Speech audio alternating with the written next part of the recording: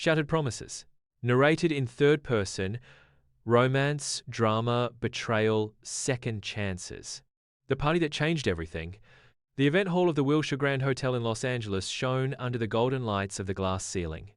Among champagne glasses and superficial laughter, Madison Collins smiled, but only outwardly. She had organized that charity gala for months, and everyone seemed they could enjoy it. Except her. From the other side of the room, Logan Price, her fiancé, watched her. His gaze was not as before. There was distance, secrets. Madison knew it. She felt it in every embrace. Cold in each unanswered call. "Are you okay?" asked her best friend Rachel, noticing her expression. "Yes, just tired." But deep down, Madison sensed that night wouldn't end well. When he went out to the balcony to get some air, he saw him. Logan was there. He wasn't alone. A woman was laughing with him, too confidently. He recognized her instantly. Jessica, the new lawyer of the law firm where Logan worked. Brunette, confident, perfect. Like a threat wrapped in elegance.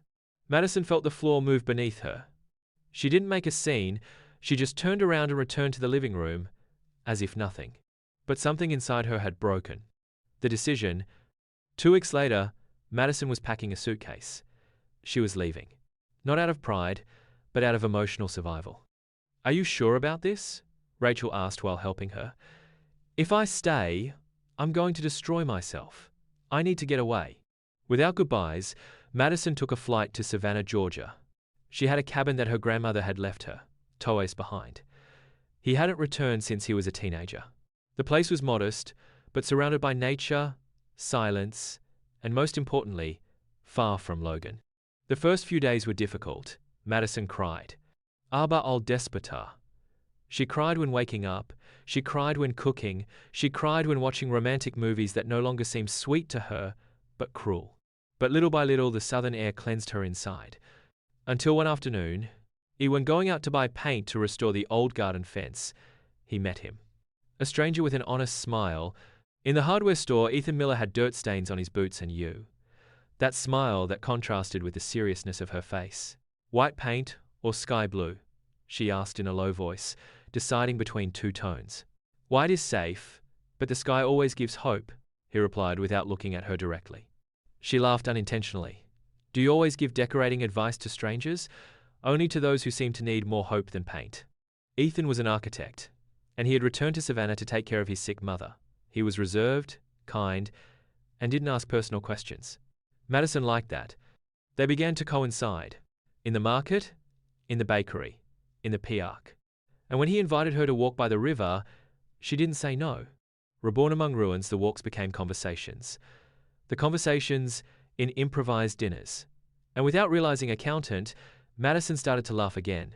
One night, under the fireflies on the porch, Ethan took her hand. "I don't want to rush you, Madison. I just want to be where you are, even if it's in silence." Ella looked at him with tears in her eyes. "You don't know how much I needed to hear that." But just when she thought she could open her heart again, a message shook her. Ghosts from Los Angeles. "Madison, I'm sorry for everything. I'm in Savannah. Please, I need to see you." Logan, he was there, in the city, and he knew where to find her. Rachel had told him that Logan had broken up with Jessica. After discovering that he used it to climb in the firm, that he had been fired, and that he had been looking for her for weeks, but Madison wasn't ready to see him. And yet, she did. She met.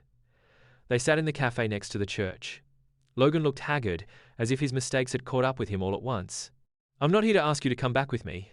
I just wanted to apologize. For lying to you, to betray your trust. I ruined everything." Madison listened in silence. She didn't cry. She didn't hug him. "What you had with me, you lost it for not knowing how to appreciate it in time," she said calmly. "But I appreciate you coming to say it. The last choice." Ethan knew that Logan was in town. They had told him at the town shop. That night, he didn't go to see her. He let her choose. Madison, she sat alone on the dock. She looked at the water, the moon, and her own reflection. She didn't know if she would love again like before, but she knew that there was someone who had not hurt her, who did not promise eternity, honesty. He took his cell phone. He wrote only 3 words. Can I see you? The new beginning. Ethan was waiting for her in his workshop. He had paint on his hands and a smile that this time was not shy, but not sure. Madison said nothing. She only approached, hugged him, and he held her as if he knew that this time there would be no more escapes. I don't know what's going to happen, Ethan, but I do know that I'm not afraid with you. He caressed her face. That is all I need. Epilogue. The sky blue fence. The garden fence was no longer white. It was sky blue.